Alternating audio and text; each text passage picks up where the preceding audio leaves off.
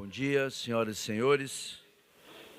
Sejam todos bem-vindos a mais um dia de programação do estande da Confederação Nacional da Indústria, na 29ª Conferência das Nações Unidas sobre Mudanças Climáticas.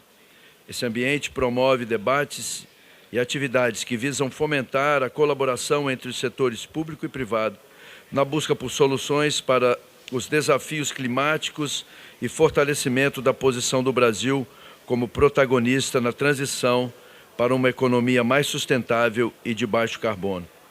Eu gostaria de lembrar a todos que os nossos painéis estão sendo transmitidos via YouTube da CNI e podem ser acessados logo após o evento. Este espaço é uma realização da CNI, Confederação Nacional da Indústria, e tem como correalizadores o Serviço Social da Indústria, o SESI, o Serviço Nacional de Aprendizagem da Indústria, o SENAI, o Serviço Brasileiro de Apoio às Micro e Pequenas Empresas, SEBRAE. Conta também com os seguintes patrocinadores: Patrocínio Diamante, a Agência Brasileira de Desenvolvimento Industrial, a BDI, Patrocínio Ouro, Petrobras e Governo Federal, Patrocínios Prata, Associação Brasileira dos Fabricantes de Veículos Automotores, Anfávia, o Instituto Brasileiro de Petróleo e Gás, IBP, Latam, BRF Marfrig, Singenta e Suzano. Patrocínios Bronze, Ambev, Confederação Nacional das Empresas de Seguros Gerais, Previdência Privada e Vida, Saúde Suplementar e Capitalização, CNSEG, a Confederação Nacional do Transporte, CNT, SEST, SENAT, ITL e a Vale. E temos também o apoio institucional da Associação Brasileira de Energia Eólica e Novas Tecnologias, a ABEólica, ANCHAM, Câmara de Comércio Árabe Brasileira, o First Abu Dhabi Bank, FAB, Instituto Amazônia Mais 21 e US Chamber of Commerce, Câmara de Comércio Americana. Neste momento, damos início ao nosso primeiro painel do dia, painel SESI, Mudanças Climáticas e os Desafios para a Saúde. Este painel tem como objetivo promover o debate sobre o impacto dos eventos climáticos extremos na saúde dos trabalhadores e as operações sustentáveis por meio da descarbonização no cuidado da saúde. Estão no palco aqui conosco o Superintendente Regional do SESI, Rio Grande do Sul, Juliano Colombo, o Diretor de Operações em Saúde da Aberta Saúde do Grupo ArcelorMittal, Werner Dalla, a Diretora de Sustentabilidade da Natura, Ângela Cristina Negrete, e o Superintendente de Saúde e Segurança na Indústria e moderador deste painel, Emanuel Lacerda. Emanuel, a palavra está com você. Claro.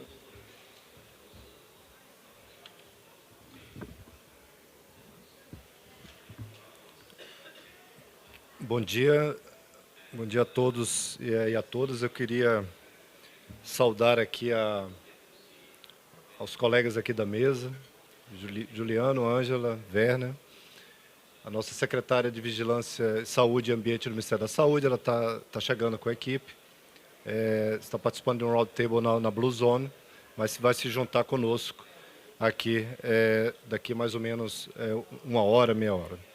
Bem, agradecer também aqui o público, a participação das pessoas que se juntam nessa mesa para discutir mudança climática e saúde. Confesso que no processo de construção desse painel, conectar a agenda de meio ambiente, de mudança climática e saúde, se cercou de um certo desafio. Parece algo óbvio, mas quando nós fomos estudar e levantar como tratar isso dentro de uma agenda empresarial, na minha apresentação desse painel, vocês vão perceber que a gente ainda precisa evoluir e avançar muito nesse tipo de agenda.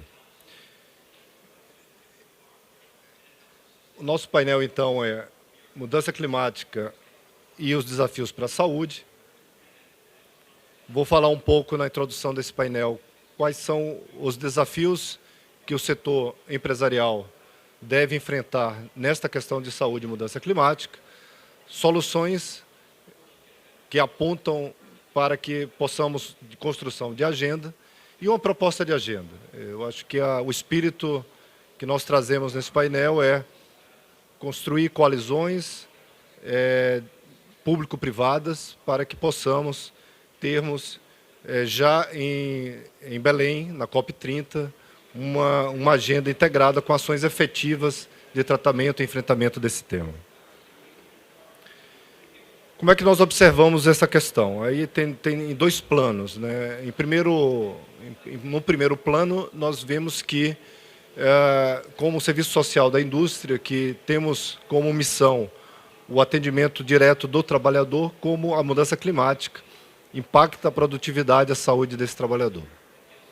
E, para isso, a gente vai reunir aqui visões de empresas e de políticas públicas que trazem justamente à luz do que se ocorre nas mudanças climáticas, como é que isso está impactando diretamente na questão do trabalhador.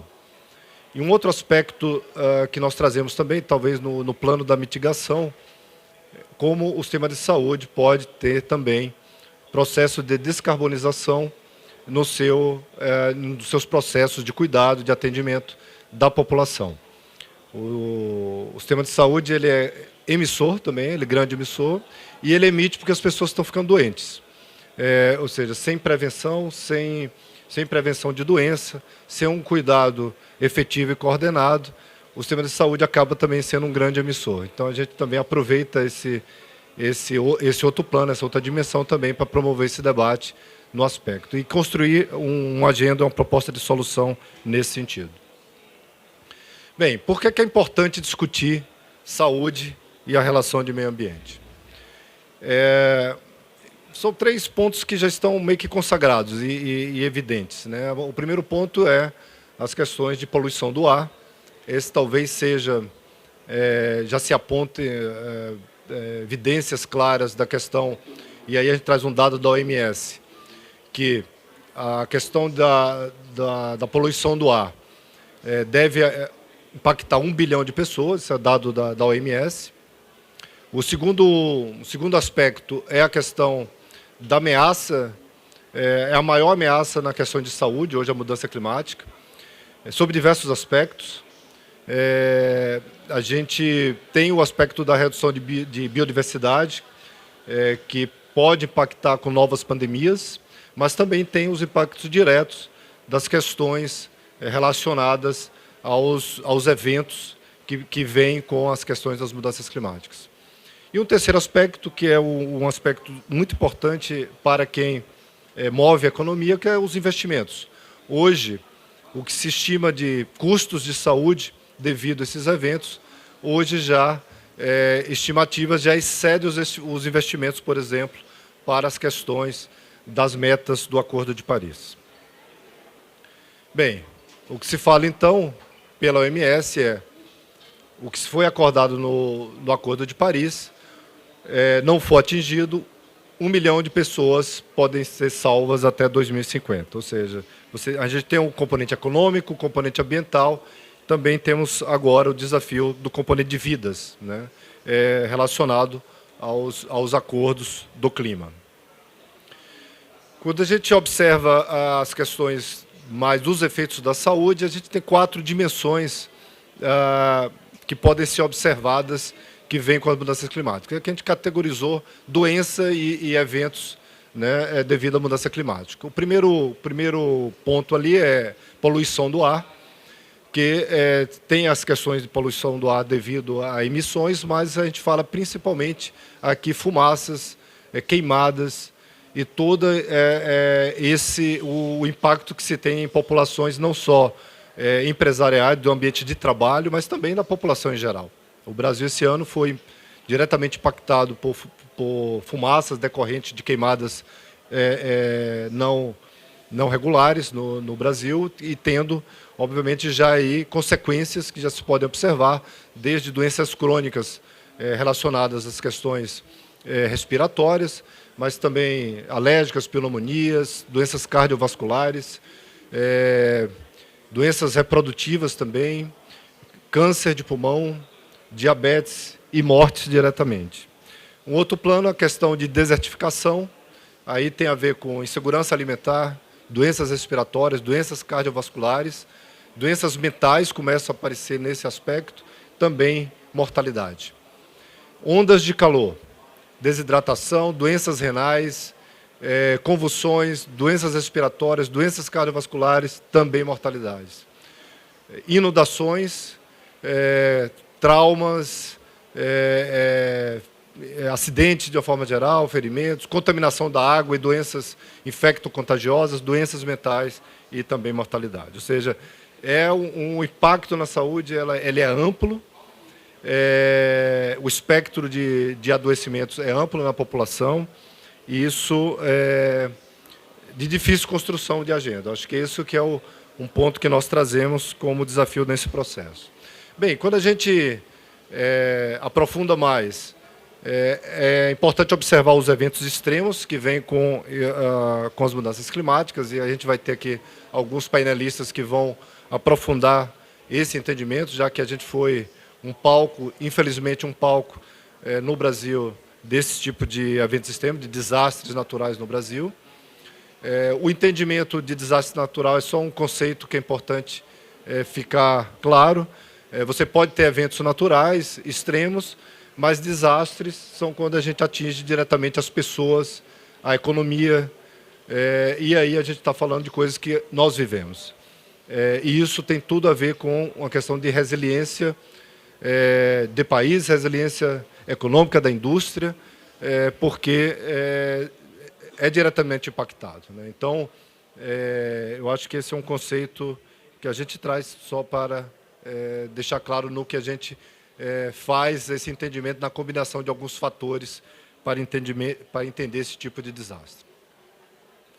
Bem, esse é um outro estudo da Universidade Federal de Santa Catarina, que elencou aqui a prevalência de eventuais desastres naturais no Brasil. Isso tem a ver com resiliência. Primeiro, eventos devido a ondas de calor e seca, estiagem no Brasil. 54% dos eventos futuros estarão relacionados a esse tipo de evento. Em segundo lugar, de origem hidrológica, inundações, como vivenciamos no Rio Grande do Sul. 7% storms, né, tempestades, e 6% deslizamentos de terra também estariam ligados a esse tipo de eventos extremos no Brasil. Esse é um gráfico que mostra 3 cenários de como o ciclo, devido à mudança climática, pode alterar no mundo o ciclo de inundações ou de seca. O lado vermelho é um cenário de seca e o cenário mais verde é de inundações, de aumento de precipitação. Se vocês perceberem, se o primeiro ponto aqui, que é 1,5% de aquecimento global, nós vemos que é o que está mais ou menos pactuado para não termos nenhum tipo de alterações graves no meio ambiente. A gente já teria um cenário de aumento de mudança de precipitação no sul do Brasil, só estou pegando a análise do Brasil aqui, e o centro já ali uma mudança quase neutra nas outras partes do Brasil. Numa mudança de 2%, né, de aumento de 2% da temperatura global, na média global, a gente já pode ver que é o gráfico do meio, a gente já pode observar um aumento no sul do Brasil, no extremo sul, aumento de precipitações, e já uns cenários de estiagem no norte do Brasil, na região da Amazônia. E o cenário mais grave, que é com aumento de 4 graus, né, na média global, aí a gente já vê um cenário de extrema mudança nas questões de precipitação no extremo sul do Brasil e cenários de seca na Amazônia. Como isso agora impacta na questão do trabalho, do trabalhador? Um primeiro ponto que nos chama a atenção é a ausência de estudos. Não temos estudos, não temos análise. Isso é muito difícil para que a gente possa construir agenda, construir políticas públicas, sem ausência do entendimento claro e concreto de como isso se dá dentro dos ambientes de trabalho. Não temos estudos da realidade brasileira, não temos estudos que avaliam como esses desastres impactam diretamente na produtividade. Aliás, não temos, mas acho que o Rio Grande do Sul, o SESI do Rio Grande do Sul vai comentar alguma coisa que eles já estão fechando em termos de estudos nas questões de adoecimento mental. Não temos uma clareza de... Aliás, os estudos predominam nas questões de temperatura, de ondas de calor, e não temos poucas visões setoriais também. Então, assim, é um completo desconhecimento da relação clima-saúde. O que, numa revisão bibliográfica que fizemos, o que pudemos observar, e principalmente devido às questões de calor extremo, doenças relacionadas, né, ao calor, acidentes de trabalho, doenças renais, mortalidade, perda de produtividade e também estresse térmico na população.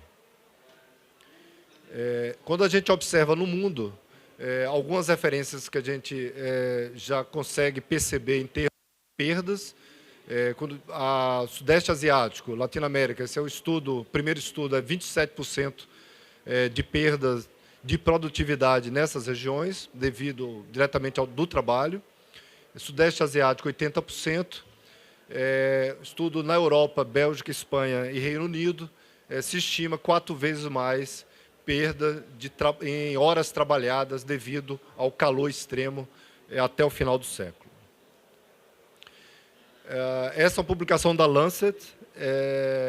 Isso é interessante observar como isso vai se dar um impacto nos perfis de países.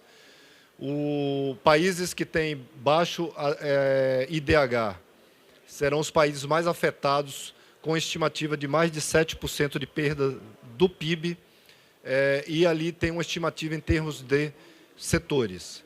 Então, a gente verifica que o setor da agricultura e o setor da construção serão os setores mais impactados em termos de perda de PIB nos países de baixo IDH. Países de médio IDH, como o Brasil, também esses setores da construção e agricultura podem levar a mais de 4% de perdas do PIB. E, claro, os países mais de primeiro mundo eles serão menos impactados, mas também serão impactados de alguma ordem. Essa é a visão para o Brasil, também é outra dentro da Lancet, que estima-se 11 bilhões de perdas econômicas devido às questões de alta temperatura, que considerando construção e agricultura, isso é uma estimativa para o Brasil. E aí a gente começa a ter um esforço de construção de agenda, e aí em duas perspectivas. Eu acho que há, no campo da saúde, possibilidades da gente trabalhar mitigação e adaptação. Quando a gente fala de mitigação, descarbonizar o cuidado em saúde, trazendo estratégias de eficiência energética dentro das estruturas de atendimento, de assistência em saúde, descarbonização das questões relacionadas a transporte de paciente, isso conectado também com as questões de saúde digital, que pode ser uma opção para você eliminar transportes, desperdícios, retrabalhos, reexames. Então, você tem toda uma ineficiência no campo da saúde que se traduz em maior emissão. Então, existe, sim, um espaço de se discutir mitigação na saúde a partir do melhor cuidado do paciente, com prevenção e também coordenação de cuidados, mas também adaptação. E adaptação a gente está falando diretamente ao enfrentamento, em especial desses eventos extremos, com protocolos que integrem, em especial, o setor produtivo, de como reagir, como a gente rapidamente criar resiliência para esses eventos extremos, cuidando e preservando vidas e também tendo produtividade e, como falei, resiliência industrial. Bem, já me encaminho aqui para o final da apresentação do painel. É sobre esses temas que nós vamos conversar aqui com os especialistas.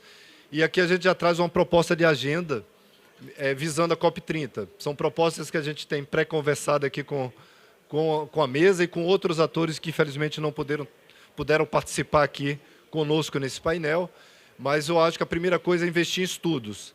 Nós precisamos entender melhor como a mudança climática impacta as questões dos trabalhadores, da produtividade e da saúde do trabalhador e da população, verificando os aspectos de eventos extremos de uma forma mais ampliada. Guidelines, ou seja, protocolos de resposta à emergência em saúde. Esse é outro ponto também, que na prática vivenciamos isso nos eventos que participamos. Acesso à saúde a partir desses eventos. Então, se verificou muitas restrições de acesso à saúde, ao cuidado, aparecimento de novas doenças, que até então não existiam, estavam erradicadas. Um quarto item da agenda seria descarbonização do cuidado, construindo instrumentos, ferramentas para o sistema de saúde no Brasil, público e privado, que avalie e monitore como o impacto do cuidado mal coordenado pode emitir mais gases de efeito estufa. E, por final, uma agenda interessantíssima, que é integrar educação e saúde, preparando as futuras gerações para esse novo mundo que nós vamos enfrentar com as mudanças climáticas. Para isso, queria agradecer a todos os nossos painelistas, queria apresentar o Juliano Colombo, superintendente do SESI Rio Grande do Sul, que vai falar de emergência à transformação, a partir do case lá do Rio Grande do Sul. A Ângela da Natura, que também vai falar um plano de transição da Natura, que é sobre mudança climática. O Werner, a experiência da Aberta Saúde, do Grupo Arcelor, de descarbonização. Então, a Aberta Saúde já está experimentando descarbonização em saúde, com melhor coordenação de cuidado e saúde digital. E a secretária Ethel vai falar sobre as políticas públicas de planos de mitigação para o clima, que é a principal política pública do Ministério da Saúde para esse tema. Tá? Então, agora eu passo aqui a palavra para o Juliano, para compartilhar conosco a visão dele. Muito obrigado.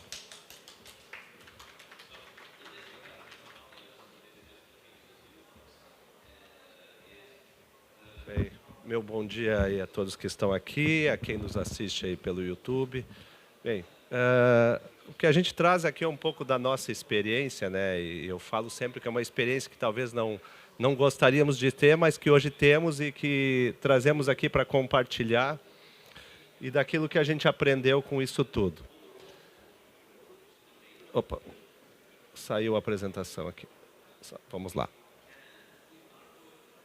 Eu acho que ela está no fim. Eu acho que ela está. Não, é que eu acho que ela deve ter ficado no fim. Tem que trazer ela para o início. Ela está no último slide, por isso que ela está saindo. Só um pouquinho. Agora deve dar certo. Bem, para falar do Rio Grande do Sul, primeiro a gente tem que trazer um cenário nacional, né? Quando a gente fala em Brasil, em 2023, estudos mostram que cerca de 48 milhões de pessoas foram afetadas por algum tipo de evento climático no Brasil. Então, quase um quarto da população aí brasileira sofreu ao efeito de algum efeito climático. E aí, quando a gente fala de Rio Grande do Sul, né, para a gente se localizar, né, Rio Grande do Sul, um estado lá no sul do Brasil. E para quem está aqui que não conhece o Rio Grande do Sul, é um estado fronteira com a Argentina e com o Uruguai, muito ao sul do Brasil. Um estado que tem 497 municípios, uma área equivalente à Itália, uma população equivalente à Bélgica, um PIB que, se fosse um país, seria a 7ª economia da América Latina e Caribe, e um estado com uma produção industrial relevante, que representa aí mais de 6% da produção industrial brasileira. Um estado que, desde o ano passado, vem sofrendo uma série de eventos climáticos, e aqui eu trago 3 deles, que ocorreram em junho, setembro e novembro de 2023, eventos aí de grande impacto, que afetaram aí dezenas de cidades, milhares de pessoas. E em todas essas enchentes, esses eventos, o SESI esteve presente, com equipes, com estruturas, principalmente atuando dentro daquilo que a gente tem expertise, que é em educação, em saúde, em respostas, em retomadas nessas 2 áreas. E aí o que nós tivemos este ano foi algo muito superior ao que nós tínhamos passado o ano passado, né, final de abril e maio, onde nós tivemos aí um volume de chuva histórico, onde acabou se transformando aí no maior evento de impacto climático em termos de extensão da história do Brasil, que trouxe um impacto gigantesco no Estado, colapsando estruturas de rodovias, pontes e todas as principais estruturas de circulação e infraestrutura de energia elétrica, inclusive de saneamento básico, infraestrutura de internet. Então, foi realmente um cenário muito complexo e que só não foi maior porque 12 barragens que estavam sob pressão acabaram não rompendo. Então, a gente estima aí que se tivesse mais uns 2 ou 3 dias de chuva, a situação aí teria sido muito pior. Aqui traz uma imagem que mostra aí o impacto no estado. Então, todas as áreas vermelhas foram áreas que foram alagadas. Em menor ou maior escala, afetaram aí 484 dos 497 municípios e impactando diretamente mais de 870 mil pessoas no estado. E aqui a gente traz a imagem que mostra o antes e depois, a imagem de satélite da principal região de densidade populacional do estado, que é a região metropolitana da capital de Porto Alegre, que foi muito afetada e ficou aí debaixo da água aí por cerca de 30 dias. E aqui são alguns exemplos de cidades que foram afetadas. Aqui está as cidades onde a gente traz o antes e o depois das mesmas cidades. Essa aqui, para mim, é a imagem mais impactante. Esse município Lajeado é um município do centro do estado. Essa rodovia é BR-386, uma das principais rodovias do Brasil. Esse é o antes e esse é o auge da enchente, né? E que só quem está lá, quem viveu lá, sabe a dimensão disso tudo. Nessa parte aí do estado, varreu aí muitos bairros, partes de cidades foram totalmente destruídas. Aqui, a principal estrutura de infraestrutura do estado que foi afetada foi o principal aeroporto, o aeroporto Salgado Filho, que ficou aí mais de 5 meses fechado, e aqui impactando diretamente a economia do estado, principalmente o turismo. O turismo do estado aí teve um impacto de 80% no turismo durante esse período, né? Em função da perda do aeroporto, nós tivemos soluções temporárias, uso de base aérea da Força Aérea, mas isso tudo não supriu a necessidade de voos. Então, por um tempo, aí o estado ficou praticamente isolado do resto do país em termos de aviação. Aqui algumas imagens, que algumas delas rolaram o mundo, né, em termos de impacto de resgate, seja de animais, de pessoas, e que na indústria trouxe também um grande impacto, né? Nós tivemos aí, em maio aí, uma queda de 26% na produção industrial do Rio Grande do Sul, né? A perda de mais de 30 mil empregos. 44% das indústrias tiveram fechamento temporário, seja por ter sido afetada diretamente pela enchente, ou seja, por causa da sua cadeia logística que foi afetada. Então, muitas indústrias tiveram que parar, não porque foram inundadas, e sim porque os seus fornecedores pararam de fornecer. Isso aconteceu, inclusive, com empresas fora do estado que foram prejudicadas. E dessas indústrias, segundo estudo até da própria Federação das Indústrias do Rio Grande do Sul, 15% lá em junho planejavam já fechar suas operações ou se mudar, seja para outras regiões do estado ou para fora do estado também, em função aí de todo o impacto. Enquanto cerca de 20% estavam, inclusive, planejando outros movimentos e ainda não tinham a certeza se iriam permanecer no estado.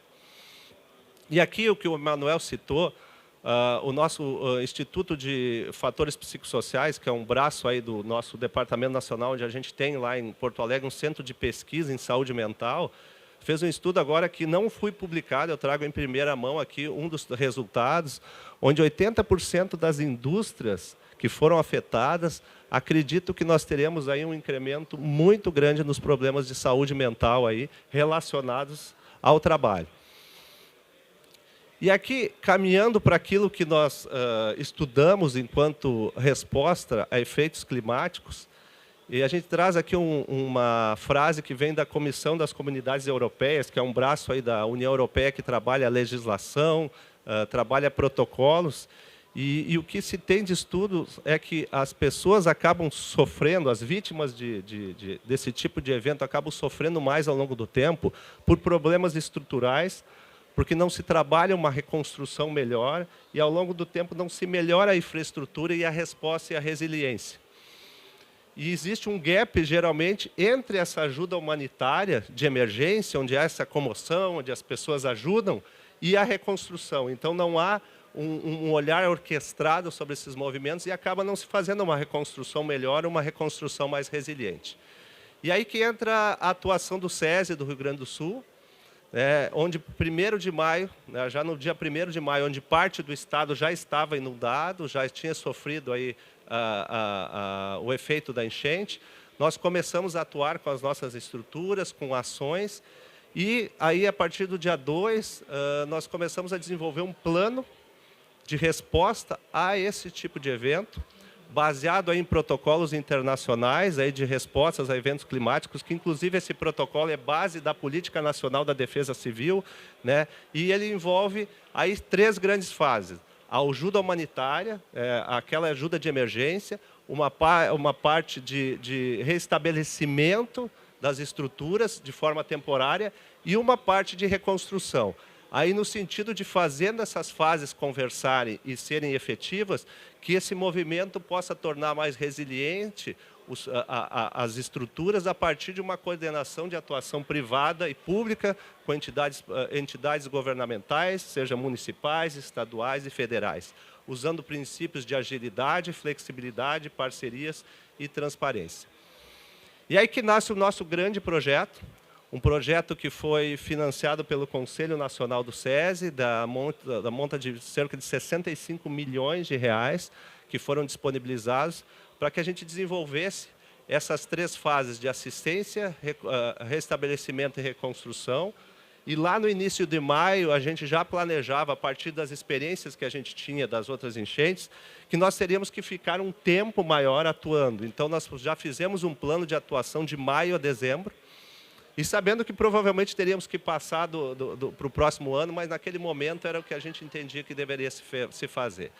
Essa parte de assistência, né, essa parte de emergência, ela foi muito relacionada à estrutura de abrigos, a estruturar abrigos para receber as pessoas. Então, nós estruturamos aí 12 unidades nossas como abrigos, que receberam aí mais de 2.600 pessoas, e esses abrigos funcionaram durante 66 dias, entre o primeiro abrigo abrir e o último abrigo fechar.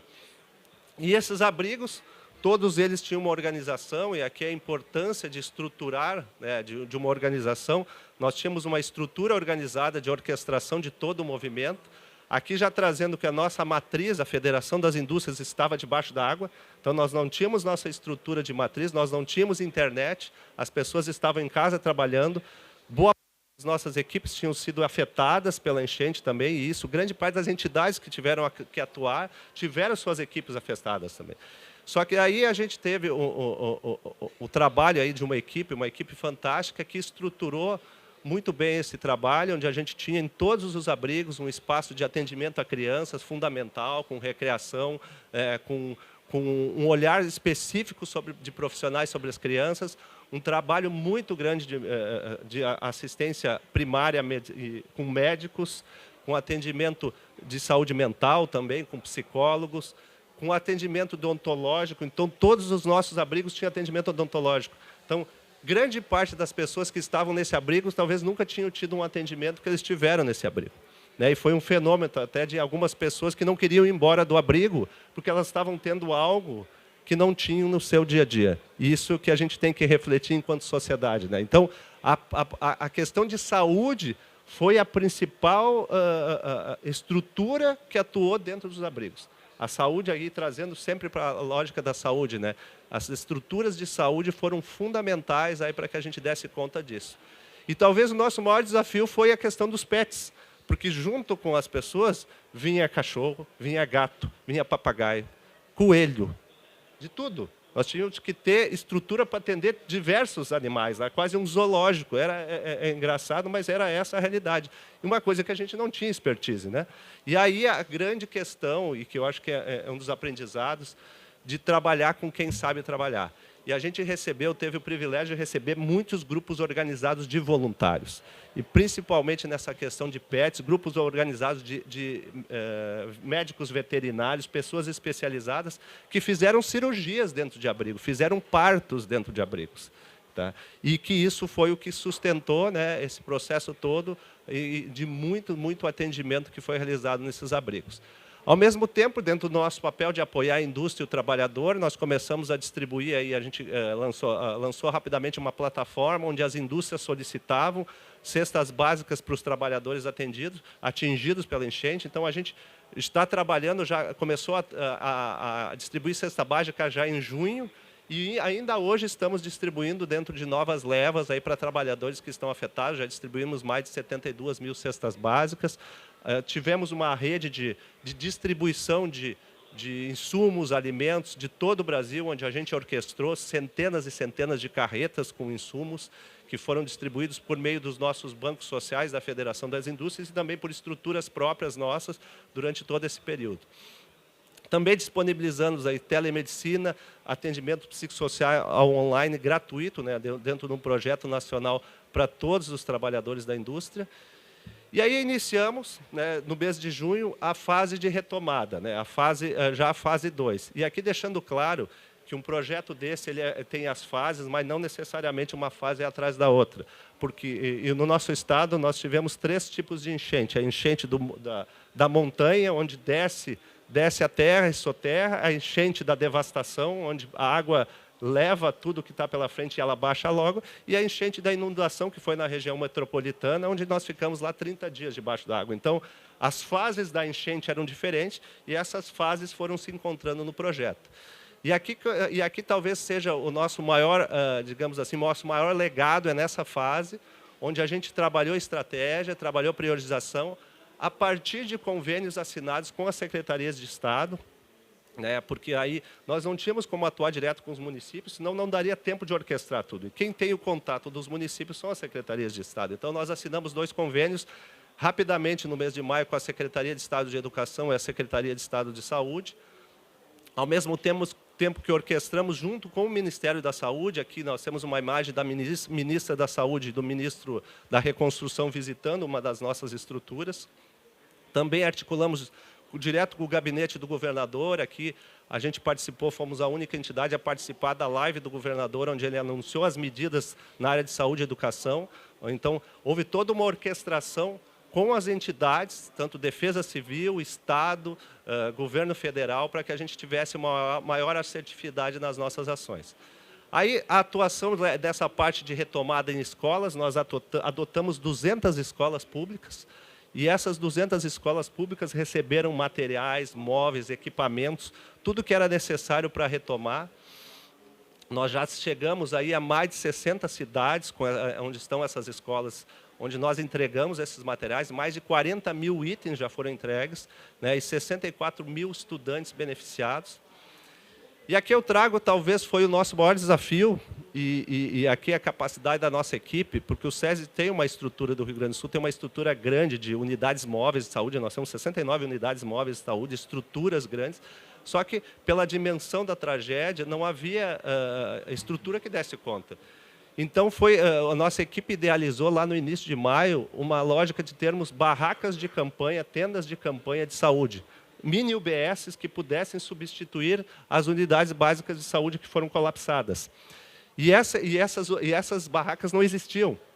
Isso aqui foi pensado lá no começo de maio, feito um projeto. Aqui nós temos mobiliário, temos equipamentos, elas são completas, tem isolamento térmico, onde fizemos o projeto, encontramos um fornecedor, ele produziu e em 30 dias a gente estava instalando. Logo que baixou a água, a gente já começou a instalar elas, numa resposta muito rápida. Então, nós fizemos 80 dessas tendas, instalamos 79, deixamos uma de backup, tínhamos 14 unidades móveis dando apoio e mais outra leva de unidades móveis nos abrigos. Tivemos mais de 30 unidades móveis de saúde. E contratamos mais de 200 profissionais de saúde para dar apoio a essas estruturas, que também acolheram os profissionais públicos que estavam nas UBSs. Então, essas estruturas foram as estruturas que acabaram dando conta de grande parte do atendimento das pessoas nesses municípios. E até a semana passada, desses 20 municípios que nós temos essas estruturas, até a semana passada, só as nossas equipes tinham realizado 214 mil atendimentos de saúde, fora as equipes de saúde que tínhamos das UBSs, que também realizaram mais algumas centenas de milhares de atendimentos. E aí, chegando na última fase, que é a reconstrução, que também ela começa de forma concomitante, que ela começou no mês de outubro. A fase da retomada deve ir até dezembro em alguns municípios, mas aí em alguns a gente já começa essa questão da reconstrução, aí dentro da lógica do Building Back Better, né, de tentar reconstruir melhor, trabalhando com autoridades públicas, políticas públicas, com governos. A gente está trabalhando daí sim, aí a conexão, né, Emanuel, com aquilo que tu trouxeste do último item da agenda. Qual é a principal questão da saúde que nós estamos vendo e já nas discussões daquilo que a gente vai ter que virar o ano e atuar até o ano que vem, talvez até abril, maio? Saúde mental nas escolas. Então, o apoio psicossocial que a gente está fazendo nessas 200 escolas, ele é hoje o mais importante, porque toda a comunidade escolar foi afetada. O professor, o aluno, os pais, a família, né, o diretor da escola. Então, nós teremos no Rio Grande do Sul a geração traumatizada pelas enchentes. Então, isso virou a principal agenda, né, a saúde mental na escola. Por isso que assim, aquilo que o Emanuel traz, a saúde, ela está em todos esses cenários aí. E também, claro, nós estamos aproveitando, dentro da lógica de tentar reconstruir melhor, levar para as escolas aquilo que a gente tem de expertise, trazer o conceito do STEAM, levar tecnologia, levar robótica, levar outros modelos de educação e também a lógica de educação por projetos e trabalhar a questão ambiental dentro das escolas. Então, nós estamos com as nossas equipes iniciando esse processo de reconstrução melhor para que essas escolas possam voltar, inclusive, com sua parte pedagógica melhor. E também lançamos agora uma ferramenta que vai ajudar na reconstrução de aprendizagem, que é uma perda de aprendizagem muito grande, né? E então nós também lançamos, aí, disponibilizamos para todas as escolas gratuitamente uma ferramenta de reconstrução de aprendizagem. E na saúde, nessa fase agora de reconstrução, nós estamos também apoiando unidades básicas a voltarem melhor. Nós estamos doando aí para mais de 100 unidades básicas de saúde, equipamentos completos de saúde, gabinetes odontológicos, estruturas completas. Ajudamos aí na Prefeitura de Porto Alegre a desenvolver projetos para fazer a reforma mais rápida e de uma forma melhor das unidades.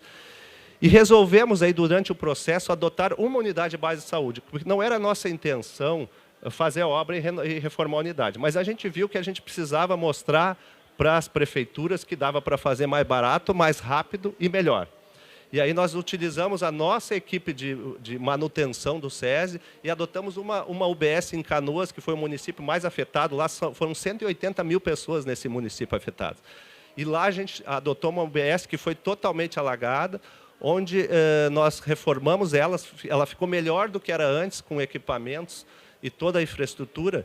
E aí, a partir desse exemplo, o município se deu conta que tinha que buscar mais parceiros para fazer rápido. Então, eles pediram a ajuda do SESI, eles fizeram a reunião, aquela imagem da reunião, são imagens reais.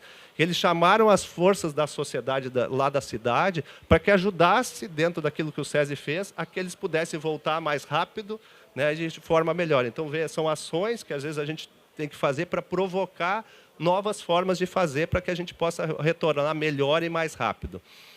E aqui, como última ação, a gente teve recentemente aqui uma visita, aqui ao gabinete da secretária de Estado, a secretária Arita Bergman, aí, discutindo aí a transição de fases, da fase de retomada para essa fase de reconstrução, e o que nós faremos dentro dessa lógica de integração de políticas públicas, né, de construção de modelos mais resilientes, e nós vamos estar junto com a Secretaria de Estado, sempre olhando para as políticas públicas, apoiando. Porque o que a gente entende, o empresário lá no Rio Grande do Sul entende? Ajudando a escola pública a voltar, o filho do trabalhador pode voltar a trabalhar. Ajudando a estrutura de saúde a voltar, o trabalhador, que a grande maioria dele utiliza a estrutura pública, vai ter o serviço de saúde. Então, essa também é um desafio, às vezes, nosso, indústria, né, de entender que ajudar fora, a gente vai também estar retroalimentando essa ajuda interna, né? Então, esse é o princípio que a gente usou. E aqui, como entrega final, também dentro de uma lógica aí que o Emanuel trouxe, de uma das entregas aí que nós vamos já levar lá para a COP 2030, um protocolo dentro do aprendizado que a gente tem de resposta a crises climáticas dentro das nossas experiências, onde a gente vai usar Aí os princípios que a gente tem como base, né, o princípio da agilidade, da resposta rápida, e nós conseguimos responder muito rápido, a flexibilidade para adaptar aí, porque o cenário é muito complexo, precisa ser adaptado a todos os momentos, buscar parcerias sólidas, parceiros sólidos que façam esses movimentos mais rápidos e de forma mais consistente, e transparência. Transparência é uma das questões fundamentais. Nós chegamos a um ponto que as pessoas só queriam doar para a gente, porque não acreditavam, né, em outros organismos. E isso não pode acontecer. Por isso que tem que haver muito transparência no processo para que a gente possa dar credibilidade e que isso não se perca, né, essa lógica de ajuda ao longo do tempo. E aqui Olá eu trago uma mensagem do governador. Eu gostaria de saudar a Conferência das Partes e agradecer a oportunidade de compartilhar as ações que nós realizamos no Rio Grande do Sul, nesse caso, em parceria com o SESI, para enfrentar as enchentes de maio desse ano. O desastre climático que nós vivenciamos atingiu diversas regiões do estado e afetou a vida de milhares de famílias, comprometendo estruturas de saúde, de educação e a economia local. Nesse momento crítico, a integração e a parceria com a sociedade civil, com o setor privado, por meio de entidades como o SESI, foram muito importantes para que nós pudéssemos oferecer assistência emergencial e promover o restabelecimento e a reconstrução das comunidades atingidas. O SESI disponibilizou um significativo investimento para viabilizar estruturas temporárias de saúde, atendimento psicológico e apoio escolar para centenas de famílias e escolas. Na área da saúde foram instaladas 79 tendas e 14 unidades móveis com o apoio de mais de 200 profissionais que realizaram cerca de 196 mil atendimentos em mais de 20 municípios. E na educação, 209 escolas foram amparadas com doação de equipamentos, suporte psicossocial, para garantir que as crianças pudessem retornar ao ambiente escolar de forma segura. E essa união entre o setor público e privado é um exemplo de como nós podemos responder a crises climáticas com eficiência, com solidariedade, assegurando que nenhuma comunidade fique desamparada. Quero expressar minha gratidão e a gratidão do povo gaúcho ao SESI. Que esse case inspire novos caminhos e parcerias ao redor do mundo, para que nós possamos construir sociedades mais resilientes e preparadas para enfrentar os desafios que o clima nos impõe. Muito obrigado e um ótimo evento a todos. A todos e a todas, eu gostaria... Bem, aqui a mensagem do governador, ela só chancela, né, o que a gente vem trazendo, que eu acho que a grande questão de estar junto, né, de estar junto com o poder público e privado, isso vale não só para a crise, né? A gente tem que aprender para todas as grandes ações que a gente precisa transformar. Não é uma via de mão única, é uma via de mão dupla. Então, essa é a nossa grande mensagem, né, do aprendizado que a gente tem. Tem muito aprendizado aqui, coisas que talvez hoje a gente faça diferente também, né, porque na resposta à crise a gente tem que agir e depois pensar. Essa é a lógica, né? Mas aqui dentro do que a gente pôde, nossas equipes se esforçaram muito, a gente consegue hoje trazer um trabalho consistente, com protocolos que talvez só o SESI no Rio Grande do Sul tenha utilizado, né, como entidade de resposta aí a todo esse cenário. Eu agradeço aí e fico à disposição. Obrigado.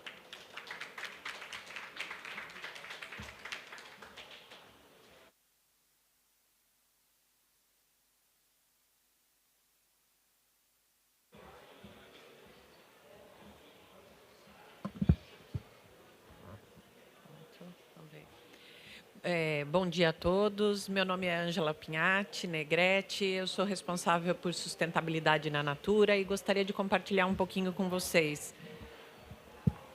Perfeito. Não só o nosso plano de transição climática, mas contar um pouquinho também do nosso comitê de desastre que a gente acaba usando em toda a crise climática que a gente acaba sofrendo nesses últimos anos. A primeira coisa que eu queria começar a contar essa história para todos entenderem, né? A Natura ela é uma empresa que está globalmente presente. A gente é omnichannel, o que significa eu tenho lojas, vendo por internet, mas majoritariamente a Natura opera com vendas diretas. E isso significa que nós temos no mundo 6 milhões de consultoras de beleza vendendo nossos produtos, dos quais 4 milhões estão na América Latina e 2 milhões no Brasil. E esses números são importantes porque a hora que a gente for falar de crise climática no Rio Grande do Sul ou da seca que a gente já viveu aqui na região do Amazonas, eu vou falar muito do impacto dessas crises para a nossa rede de consultoras e como a gente veio atuando. Para vocês terem uma ideia, no Brasil, a cada 21 dias, que é o nosso ciclo de vendas, a Natura entrega produtos em mais CEP do que o próprio Correio. Então, a gente tem uma grande capilaridade de consultoras em todas as cidades possíveis, né? E só lembrando também que a nossa empresa, atualmente, trabalha com 2 marcas, né? Que é a Natura, marca Natura, e a marca Avon mundialmente. Bom, aqui só para trazer um pouquinho que a gente está presente em mais de 50 países no mundo. A gente tem também uma atuação muito forte com comunidades na floresta amazônica. São mais de 44 comunidades que engloba mais de 10 mil famílias, né, ao redor de 11 mil famílias. Dentro dessas comunidades, a gente instalou aí 19 mini fábricas. No início desse processo, nos anos 2000, eu comprava sementes das comunidades para a gente diminuir o nosso impacto de carbono e também promover maior renda para essas famílias. A gente instalou 19 microfábricas dentro das comunidades para fazer a extração de óleo, extração de manteiga e óleos essenciais, né? Então, hoje, a gente consegue manter as novas gerações nas comunidades, criando através da criação de um novo tipo de atividade para essas comunidades, né? Com isso, a gente também contribui para 2,2 milhões de hectares de floresta em pé, porque a gente traz uma nova opção de renda para as famílias. Elas deixam de cortar a árvore para vender e passam a viver da venda dos frutos que se transformam em óleo, tá? E a gente, na Natura, tem trabalhado muito, a gente tem falado que é uma jornada de sustentabilidade à regeneração, porque a gente acredita que sustentar o mundo da forma que está não é mais suficiente. A gente precisa atuar de forma regenerativa, de forma a devolver à natureza tudo aquilo que a gente impactou. A Chai Suruí é uma líder indígena que já trabalhou bastante com a gente. Eu gosto muito dessa frase que ela traz, que o clima, né, o tempo está ficando mais quente, os animais estão desaparecendo, os nossos rios estão morrendo, as nossas vegetações elas não estão florescendo e não estão trazendo os frutos como elas usavam trazer. A Terra está mandando para a gente claros sinais de que a gente está ficando sem tempo para agir, né? E talvez eu fiquei pensando aqui da apresentação do Juliano, que toda empresa, toda reunião de governo, a gente deveria trazer aquela imagem do antes e depois do Rio Grande do Sul para lembrar a gente da urgência de que cada um tem que fazer seu plano de transição climática para a gente não voltar a sofrer isso, né? Porque acho que o ser humano tem uma tendência de, na crise, na calamidade, todo mundo fica, nossa, olha que absurdo o que aconteceu, coitado das pessoas. Mas um mês depois que acabou a enchente, ninguém volta e olha, e o que eu tenho a fazer com isso, né? Então, chamar a responsabilidade para cada um de nós, no setor privado, mas também como cidadãos, eu acho que é uma responsabilidade muito grande, porque a gente, no nosso dia a dia, faz escolhas de compra, né? Então, quais são as coisas que a gente está escolhendo, quais são as empresas que a gente está suportando? Então, trazendo um pouquinho o nosso conceito de regeneração, é a respeito de restaurar a vida dos indivíduos, das comunidades e da natureza, e é das relações que ocorrem entre elas. E aqui eu gostaria de compartilhar um pouco, então, da nossa jornada de carbono neutro a carbono zero, a Net Zero, né? A Natura vem trabalhando desde 2007. A Natura é uma empresa que tem 100% neutralizado o seu impacto em carbono. Depois, a gente, em 2019, com esse plano de 100% de neutralização, a gente ganhou aí um N Global Award. Em 2020, 2021, a gente estabeleceu o que a gente chama de Commitment to Life, que é quando a gente assume as nossas metas com SBTI de descarbonização do escopo 1 e 2 até 2030, sendo net zero, redução de 43% do escopo 3, que engloba toda a parte de logística, das nossas embalagens e das nossas formulações majoritariamente, e que até 2050 a gente é net zero para 100% do nosso value chain. Lembrando que value chain eu estou falando desde a cadeia do meu fornecedor, desde o momento que o meu fornecedor retira a matéria-prima até a entrega do produto na casa do nosso cliente, né? Então, aqui já passei um pouquinho de tudo para vocês. E com isso, só para entender aí ao redor do... A gente sempre falou em fases, né? Hoje a gente vem atuando no que a gente chama de impacto positivo, que é o que a gente chama da transição justa, que é como que a gente faz a redução de impacto de carbono, mas a gente considera todo mundo, que é a história de leave no one behind, não deixar ninguém para trás. Como eu faço toda essa transição de carbono, mas eu penso, ok, vamos descarbonizar, como que eu ofereço, por exemplo, energia limpa para minha consultora num custo que seja compatível com o que ela pode pagar. Então, acho que esta lógica a gente sempre tem que trazer. Não adianta buscar a solução climática cara e que não englobe todo mundo, né? E os principais pilares de transformação, então, é construir a resiliência, é toda a parte de descarbonização do nosso negócio dentro da Natura, e o que a gente chama, né, de uma transição justa e equitativa. Essa história de português e inglês, chega uma hora que a gente já não lembra mais a palavra nem em português, que a gente vem fazendo a transformação. Então, na verdade, esse ano a gente acabou de lançar o nosso plano de transição climática, né? Então, ele vai falar da estratégia e da metodologia que a gente usa para o nosso inventário de carbono. Então, hoje a gente tem 98% da nossa cadeia inteira coberta, sabendo quais são todos os impactos de geração de carbono.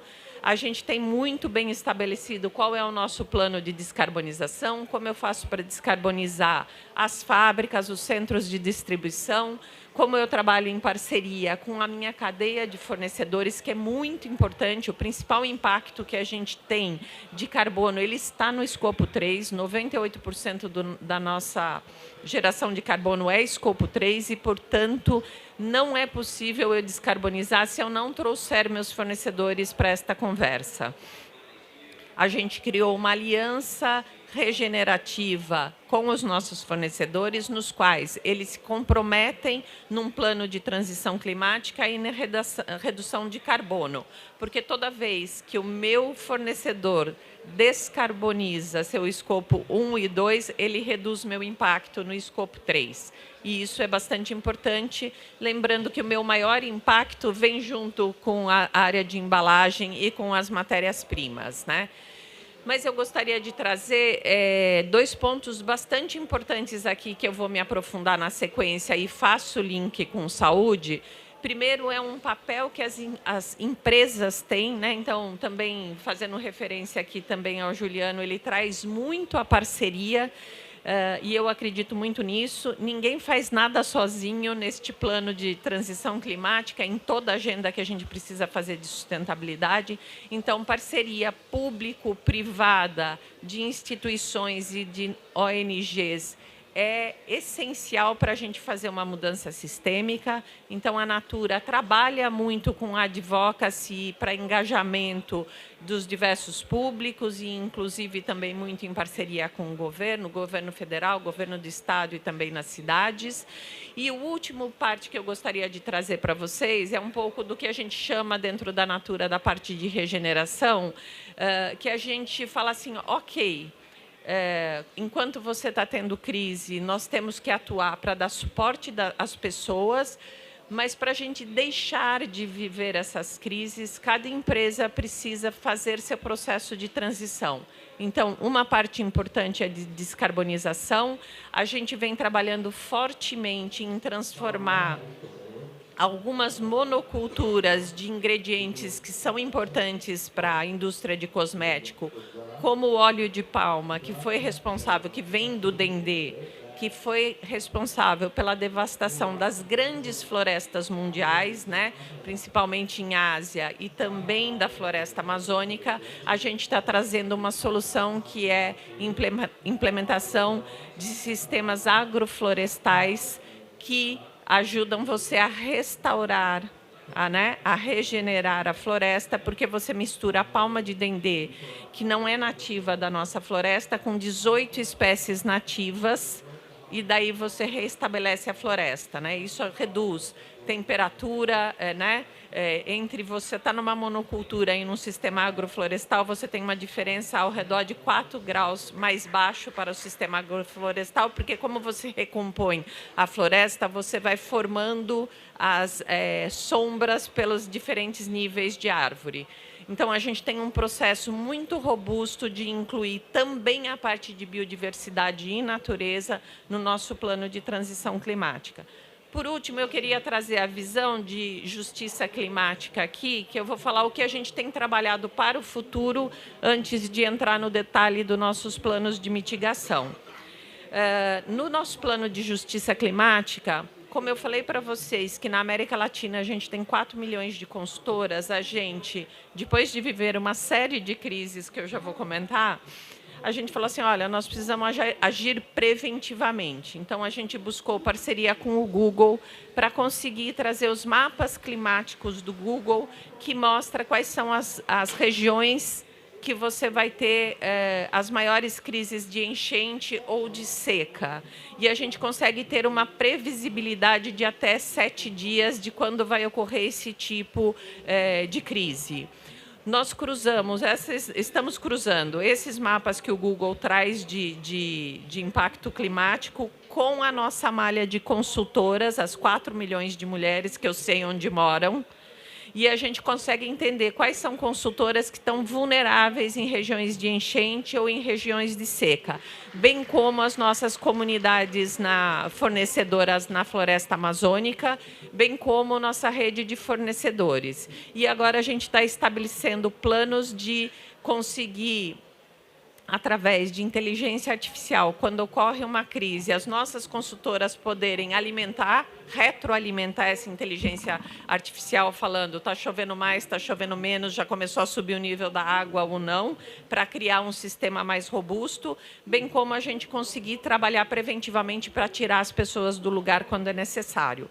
Então, isso é um trabalho que a gente começou muito forte esse ano, prevendo fortalecer esse mapa de justiça climática e como a gente ajuda a fortalecer a nossa rede de consultoras, fornecedores e comunidades da Amazônia. Entrando um pouquinho no Disaster Plan, assim como o SESI se preparou para ajudar no Sul, a gente, ao longo dos últimos 4 anos, a gente acessou esse comitê de desastre, que a gente chama, mais de 20 vezes, né, desde 2020, né, por questões de enchentes, chuvas fortes ou secas, né? E aqui, ao longo desses 4 anos, a gente investiu aí mais de 250 milhões. E eu sempre falo assim, ó, no final das contas, a gente gastou 250 milhões, porque você está reagindo a uma crise que aconteceu. E vale aquela máxima que é a gente trazer para todos que o investimento em transição climática ele vai ser infinitamente mais barato do que o dinheiro que a gente vai gastar para recuperar cada crise que a gente vem vivendo, tá? E aí a gente tem uma série de iniciativas que a gente trabalha com os nossos diferentes públicos para suportar essas crises. Então, aqui eu vou trazer para vocês, e eu só estou abrindo a mesma apresentação no meu celular, porque eu não enxergo bem de longe. Eu queria compartilhar com vocês um pouco das ações que a gente fez para os nossos diversos públicos internos, e aqui tem aprendizados das duas principais crises que nós tivemos esse ano, que foi no Rio Grande do Sul, que toda a nossa rede de consultoras foi enormemente afetada, né? Então, a gente teve pessoas que perderam completamente a casa e a gente ajudou no processo. E o que é legal dessa rede de consultoras é a autoajuda, é uma rede muito forte, muito potente. Então, em alguns momentos, elas acionavam a Natura. A gente tem tipo de uma control tower, quando isso acontece, que a gente recebe chamada de consultora e fala assim, perdi minha casa, uma outra se oferece para receber a família. Então, a gente teve consultoras que perdeu absolutamente tudo. Com isso, às vezes, a consultora tem uma dívida com a Natura, a gente perdoou dívida, a gente prorrogou por mais de 3 a 6 meses prazo de pagamento de boleto, porque muitas dependem da venda de produtos da Natura. Outra coisa que o Juliano trouxe aqui, da cidade de Canoas, o centro de distribuição da Natura ficar na cidade de Canoas, a gente perdeu completamente esse centro de distribuição e passou, depois da enchente, a mandar produtos direto do centro de distribuição de São Paulo, aumentando o nosso tempo de entrega. Então, hoje, a gente está num processo de reconstrução, a gente perdeu 100% de estoque, perdeu as linhas, né? Então, é um impacto para a empresa também, mas é um impacto para a gente continuar alimentando esta rede de produtos que elas precisam vender para receber seus salários, né? Uma outra coisa que a gente implementou forte foi a telemedicina. Então, a Natura tem como parceiro para o seu sistema de saúde o Einstein, e a gente ofertou para as consultoras também a telemedicina com suporte. E foi interessante ouvir como as coisas batem mesmo, né? Acho que uma das principais consultas mais utilizadas foi o suporte psicológico, né? Também a gente atuou muito com a história de informação, porque na época tinha liberação de fundo de garantia, mas muitas pessoas, nesse desespero, acabam não sabendo, então a gente reforçava isso. A gente fez doação de 3 salários extra para os empregados da região. Garantimos também a remuneração média para os nossos supervisores de venda do varejo, para que mantivesse, porque era uma renda variável, então a Natura fez esse pagamento. Dobramos o benefício de cartão de comida, alimentação, etc. E a gente fez uma doação imensa de água, de cobertor, de roupa e produtos de higiene, como sabonete, shampoo, etc. Né? Aqui eu trago um pouco do nosso... A apresentação ela ficou uma sequência meio... Deixa eu só passar para frente, eu volto nesse aqui. Depois, então, para consultoras e líderes também, já falei de telemedicina, falei de doação. A gente eliminou qualquer tipo de dívida.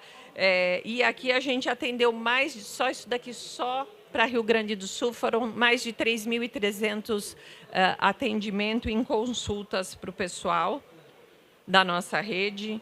E ainda a gente trabalhou muito em parceria e para dar suporte para toda a população, né? Então, a gente fez também doação de produtos de higiene, não só para a nossa rede de consultoras, mas para a população em geral.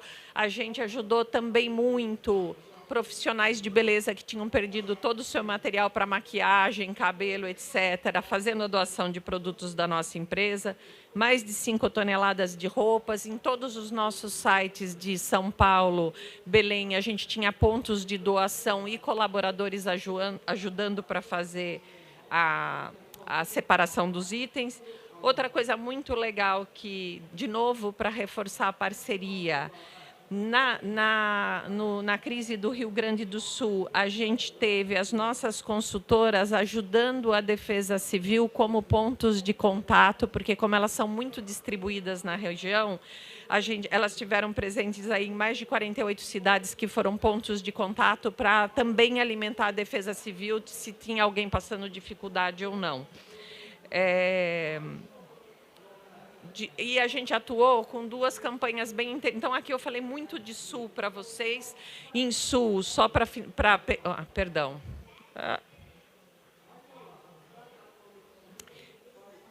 Antes de eu falar das últimas 2 campanhas, eu vou falar, então, só um pouquinho de qual que é a sequência que a gente trabalha, que foi o slide que ficou fora aqui, perdão.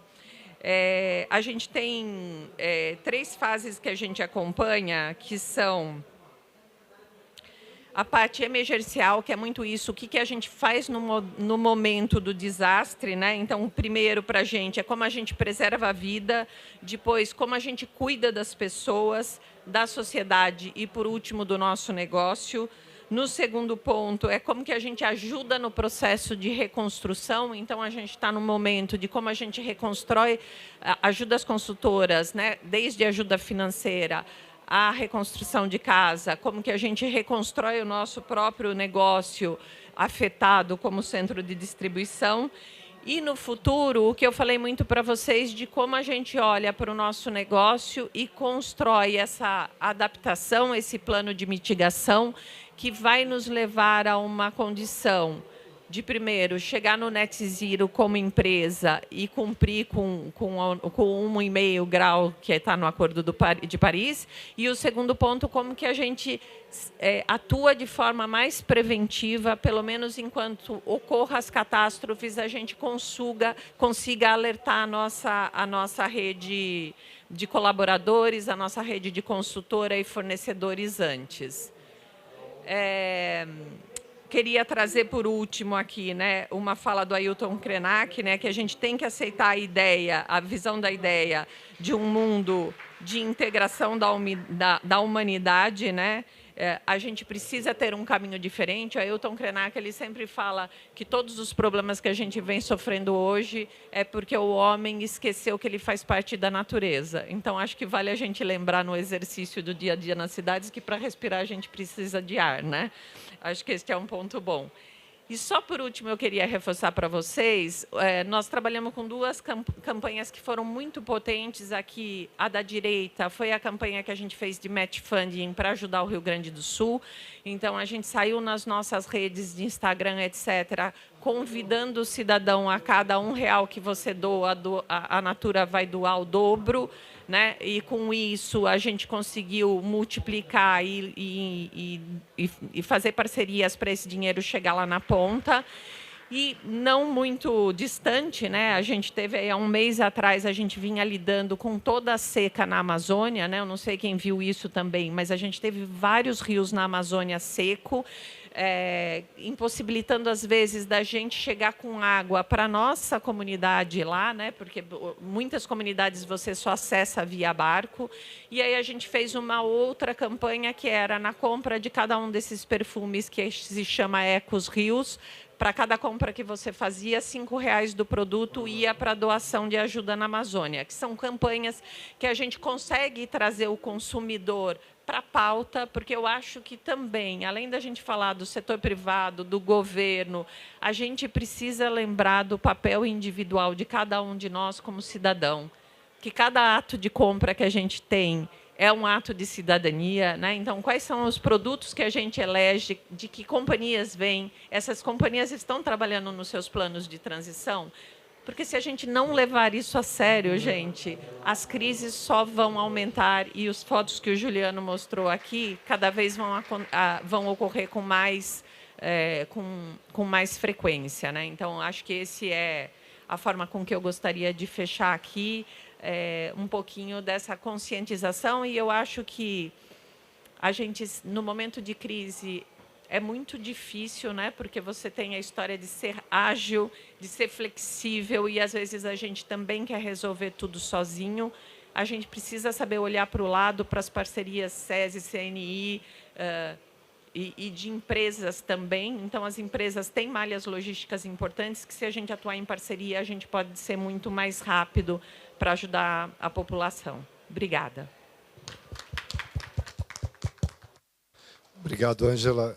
Eu queria registrar aqui a presença da secretária Ethel. Muito obrigado, secretária, por brindar aqui da sua presença. Eu vou pedir só, antes, a senhora vai fechar aqui o painel, que será uma honra para nós, mas antes eu vou convidar aqui o Werner Dalla, da Aberta Saúde do Grupo ArcelorMittal, para compartilhar conosco a visão de descarbonização do sistema de saúde. Muito obrigado. Primeiro queria agradecer,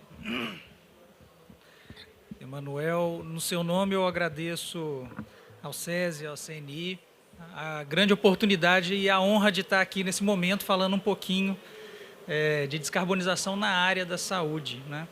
Acho que é um tema recente, um tema desafiador, onde a gente está começando a construir uma pauta e trazer um pouco do início do case que a gente tem trazido e agora numa forma talvez prospectiva. A gente viu aqui muito a tratativa de desastres e como que a gente reage aqui, talvez a gente como que nós construímos algo para poder evitar que desastres efetivamente possam ocorrer. Então, só me posicionando aqui, hoje eu faço parte da ArcelorMittal, né? Eu estou na área de saúde, que é a Aberta Saúde. A Aberta Saúde cuida hoje de 56 mil vidas, uma empresa que é uma associação sem fins lucrativos, com mais de 53 anos, e que hoje faz parte da saúde suplementar, né? Hoje a gente tem 20 unidades espalhadas pelo Brasil, que são unidades ambulatoriais, a gente chama de CPS, e que a gente, na realidade, cuida da maior parte do nosso público a partir dessas unidades. 60% das nossos atendimentos acabam sendo de consultas dentro das nossas unidades ambulatoriais, né? A gente tem mais de 400 municípios que têm beneficiários e mais de 2.000 prestadores ao longo de toda a nossa cadeia, né? Fazemos parte do grupo ArcelorMittal, o maior grupo hoje privado de produção de aço do mundo, e que também no Brasil tem mais de 126 mil empregados no mundo, e no Brasil hoje emprega mais de 20 mil pessoas com 34 unidades na área de aço, mineração e energia, né? Isso é um investimento grande que a Arcelor tem feito. Acho que trazer aqui um pouco da relevância do setor de saúde para esse momento, acho que dispensa um pouco, tanto que nós temos visto que o setor de saúde impacta não só na geração direta de carbono, de emissões de CO2, mas também em outras formas indiretas que acabam acontecendo, né? Quanto mais a gente investe em prevenção, menos a gente usa recursos desnecessariamente, e isso daí faz com que a gente tenha uma condição melhor de menores emissões de carbono, ajudando efetivamente na contribuição para o mundo inteiro, né? A gente parte aqui do pressuposto, a Aberta é uma parte pequena, né, de um todo. Se a gente for olhar a indústria hoje no Brasil, representa 20% de toda a saúde suplementar, são 10 milhões de vidas, né? Isso traduz um pouco da relevância que a indústria pode ter para capitanear efetivamente esse trabalho de trazer a saúde para essa pauta climática. A gente tem hoje que a saúde suplementar tem 1/4 da população atendida, mas que representa 60% de todo o investimento. Então, nós temos condição, junto com a parte da iniciativa pública, de fazer um movimento que transforme efetivamente a saúde. A ArcelorMittal já tem uma pauta e uma agenda que ela já é de mais tempo e que isso acontece com um objetivo de neutralidade zero carbono na indústria do aço, que também não é fácil. Algo que tem sido desafiador e que o investimento em energia renovável tem sido uma das grandes frentes de trabalho que a ArcelorMittal tem tido, né? E a Aberta Saúde, dentro do próprio grupo, contribui para isso. A ideia nossa é de que não só numa contribuição direta, de ter processos mais efetivos, que gerem menos carbono, mas também com uma redução indireta com ações de telemedicina, teleatendimentos, onde a gente viu uma atividade muito grande no que o Juliano e também a Ângela trouxeram aqui para a gente, né? E também numa resposta mais efetiva a condições de epidemias. Então, a gente vai falar um pouquinho de um caso de dengue que aconteceu esse ano e como que a gente teve uma atuação muito efetiva para poder chegar e também ajudar no consumo e na utilização mais racional e coordenada dos recursos. Então, a gente entende dentro disso que não vai ser uma ação única, específica de uma entidade como a Aberta que vai fazer a diferença, mas a gente entende que ações coletivas, onde a Aberta faz e outras demais empresas, e cada um na sua atividade faça esse papel, nós vamos conseguir fazer uma diferença grande aí para frente, né? Aqui, dentro do que até já foi trazido pelo Emanuel, das grandes fontes, aqui um estudo de descarbonização na área de saúde, feito pela Saúde Sem Dano, mas que contou com a participação da OMS, de diversas entidades aí ao redor do mundo inteiro. Ela traz para a gente que tem 3 grandes formas de descarbonização. Uma carbonização direta dos próprios serviços de saúde, segundo tópico de descarbonização da cadeia, né? A gente vê a Natura já nessa fase de descarbonização da cadeia. E, por fim, um papel protagonista da própria área de saúde para poder fazer com que a sociedade também busque isso como pauta principal, né? E são trazidos ali 7 grandes áreas de atuação. As áreas que a gente tem, 2 delas são as principais que hoje estão sendo utilizadas para poder chegar e fazer o processo de descarbonização, principalmente o uso de energia renovável e uma outra mudança das estruturas que hoje os hospitais e os serviços de saúde têm para poder gerar menos carbono, isso com a parte de energia e com parte toda da utilização dos seus recursos, né? Eles aí representam mais de 60% das ações que hoje impactam na descarbonização na área da saúde. Mas esse mesmo estudo, que é uma retrospectiva do que são as possibilidades e quais são as frentes de trabalho que a gente tem que ter, ele fala que essas ações elas são insuficientes. Então, não adianta a gente continuar fazendo só o que a gente está fazendo hoje. Senão, nós vamos continuar, talvez, pensando que estamos fazendo uma contribuição efetiva e isso não vai ser suficiente para a área da saúde. E aí, Emanuel trouxe muito bem a questão de que pesquisas para essa ligação de saúde e clima, elas precisam acontecer de forma mais intensiva, principalmente ligadas à parte de inovação em processos de saúde, né? A gente traz aqui, além dessa parte da inovação, a questão da digitalização como algo que vai efetivamente mudar o sistema de saúde. A gente enxerga o quanto que a digitalização vai trazer as pessoas para dentro mais de casa. Hoje, a tendência da saúde é que a saúde seja entregue em casa, na maior parte das vezes, sendo as estruturas de saúde utilizadas para poder fazer uma coordenação e aí a gente vai estruturar isso de forma mais articulada para ter menos necessidade de utilização desses recursos. E aí, por fim, né, além de ter alguns sistemas de financiamento, a gente também tem que estar preparado de forma bem imediata para que, em qualquer momento que, na realidade, surja uma crise, tal qual foi no Rio Grande do Sul, mas tal qual foi a dengue, tal qual foi a pandemia, que a gente visualiza que isso vai acontecer em breve novamente, né? A gente, na realidade, esteja preparado para consumir menos recursos, preparado para dar um retorno e que a população efetivamente consiga ter acesso às condições de saúde e, com isso, a gente consiga manter as nossas indústrias, manter nossa economia funcionando. Aqui a gente traz um pouco o quanto que, no Brasil, apesar da gente já ter um protagonismo dentro da visão da descarbonização, principalmente na parte energética, quando a gente fala de saúde, a gente fala o quanto que isso daí é recente, né? Numa retrospectiva que foi trazida do que são os principais players de capital aberto hoje da saúde no Brasil, são poucas as iniciativas que hoje se mostram efetivas. E se nós formos olhar aí, as iniciativas ainda têm uma contribuição pouco representativa para uma visão de mudança climática. Então, é uma agenda que eu me sinto pessoalmente muito motivado, porque acho que podemos fazer uma grande diferença, Emanuel, nesse tema, nessa temática, numa visão até protagonista do que a gente pode trazer, né? A Aberta Saúde também tem uma experiência recente, né? A Aberta Saúde hoje ela tem uma experiência que ela vem de 2022, quando a gente coloca a parte de ESG. É muito precoce a gente falar que tem grandes resultados, mas o que eu trago que é muito relevante é como que a alta administração e como que a gente tem sido engajado efetivamente para poder chegar e fazer uma entrega de valor, né?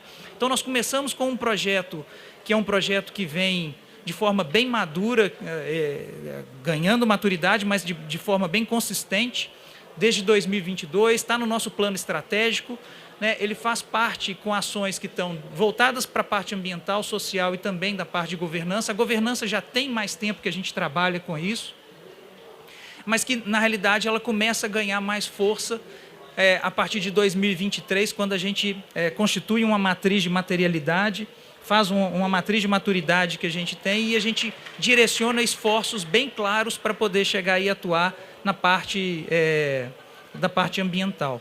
O primeiro momento que a gente coloca é que ações efetivas que a gente pode ter para gerar valor, né? E aí a gente começa a ver que a gente trabalhando a parte de uma saúde mais coordenada, uma saúde mais integrada numa visão digital, que é a mistura do físico com o digital, a gente vai conseguir efetivamente trazer ganhos que vão ser materializados depois. A gente consegue ver, a gente começou também um outro trabalho, que é um trabalho de inventário de carbono, algo que a gente viu que a Natura já fez há mais tempo e que grande parte das empresas, né, das indústrias já fizeram. Quando a gente olha para a área de saúde, é algo que também é pouco maduro, é bem inicial. Então, nós começamos a fazer toda uma parte de inventário de carbono, onde a gente já consegue mensurar alguns resultados com o que é a transmissão desse atendimento de forma que é tanto digital e retirando também da parte hospitalar grande parte dos serviços. Então, a gente trabalha com a parte de energia eficiente e também com redução de desperdícios internos, muito na visão ambiental. A gente acredita que nos próximos passos que a gente vai ter ações muito mais efetivas quando a gente tiver um compromisso mais claro, definido, com métricas estabelecidas do que nós podemos chegar. Então, o caminho do carbono zero para a área da saúde é algo que a gente vai ter que amadurecer um pouco mais para chegar nesse ponto, né? Mas a gente já tem ações que hoje já são muito efetivas, né? E que a gente não pode levar, e que são experiências que a gente tem trazido no Brasil e que isso acho que pode servir de inspiração para que muitas outras empresas também o façam. A gente já tem hoje um percentual de serviços de telemedicina que chega a 13% de todas as operações que a gente tem hoje de saúde. A gente tinha 0% em 2020. Então, não era nem permitido pelas entidades, né, sociedades médicas, fazer a própria telemedicina. E hoje a gente já tem 13, chegando a 18 que a gente tem de meta em 2024, com uma visão muito real. E esperamos chegar a 50% disso em 2030. Ou seja, a cada 2 atendimentos, 1 será virtual. Isso tira muito deslocamento. Se hoje a gente tem pessoas espalhadas ao longo do Brasil que são atendidas, às vezes nós temos pessoas que estão em áreas remotas, a 400 quilômetros de distância de grandes centros de referência. Se a gente consegue utilizar hoje a saúde digital para poder fazer esse atendimento, a gente tira esse deslocamento e dá uma qualidade de vida muito melhor para essas pessoas. A gente tem investido muito nisso e isso tem sido visualizado, né? A gente, nesse último ano, nós fizemos um investimento de ampliar a parte da telemedicina, trazendo mais especialidades para a telemedicina. Então, nós temos mais de 20 especialidades hoje que fazem telemedicina. A gente tem hoje na parte de neurologia, psiquiatria, a parte de dermatologia, e tudo isso suportado cada vez mais pela tecnologia. Então, nós usamos hoje, para as áreas remotas, uma experiência com o IoT, que faz a avaliação, né, da ausculta pulmonar, da ausculta do ouvido, da parte da garganta, do coração, e que com isso ele traz mais acurácia para o médico à distância tomar uma decisão em saúde. E aí essa telemedicina ela tem trazido ganhos que a gente consegue visualizar em atendimentos pediátricos. Muitas vezes uma família saía de Carbonita, que é no interior de Minas Gerais, a 400 quilômetros de Belo Horizonte, para poder fazer uma consulta com um especialista, com um gastro, em Belo Horizonte. E hoje a gente evita que isso aconteça, né? A gente tem esse serviço disponível 24 horas, então 7 dias na semana, isso faz uma diferença muito grande, e ele tem sido um serviço resolutivo. 96% das pessoas que utilizam esse serviço, elas efetivamente não precisam utilizar uma estrutura física. Então, isso, mensurado aí em curto espaço de tempo, a gente conseguiu reduzir 32% das emissões de CO2 por causa dessa visão de telemedicina. Isso é um número que, assim, dificilmente a gente encontra esse número ainda nos estudos de saúde, né? Então, acho que isso é um negócio interessante. E eu destaco aqui que hoje, por mais que a gente tenha apenas 13%, hoje, se nós formos pegar das nossas 20 unidades e somarmos todos os nossos teleatendimentos, a nossa unidade virtual, ela é hoje a maior unidade da Aberta. Ela faz hoje 2.500 atendimentos, é mais do que quaisquer outras das minhas unidades, isso por semana. Então, é algo que é muito interessante para a gente poder chegar e ter. E um ponto que foi interessante é que a gente conseguiu escalar esse serviço em função de algumas crises, né? Então, a dengue foi uma crise que facilitou a gente conseguir traduzir esse valor para as pessoas, né? A gente estava preparado nesse momento, já com a visão da telemedicina, para atender naquele momento em que surgiu a dengue. E o que é a dengue para o Brasil, né? A dengue é uma doença que hoje afetou, em 2024, 6,5 milhões de vidas, com 5.300 mortes. Então, é algo que é muito relevante e que tem sido recorrente. Antes a gente tinha uma condição que era bianual da dengue, e que já em 2 anos seguidos a gente já está tendo, e provavelmente no ano seguinte a gente já vai ter outra epidemia de dengue. Então, isso já mostra um pouco do que as mudanças climáticas, porque o calor ela faz com que o mosquito que faz a transmissão ele se reproduza de forma mais facilitada. E com isso, a gente, na realidade, se preparou para poder chegar e fazer um comitê de crise e atuar para evitar que isso daí também gerasse um desperdício e uma utilização desgovernada do que era a saúde, né? Quando a gente tem uma epidemia de dengue, em alguns dos municípios nossos, onde o hospital que existe é um hospital público somente, ou mesmo na capital, em Belo Horizonte, a gente vê que as filas dos pronto-atendimentos, elas chegam a 6 a 8 horas de espera para atendimento de uma pessoa.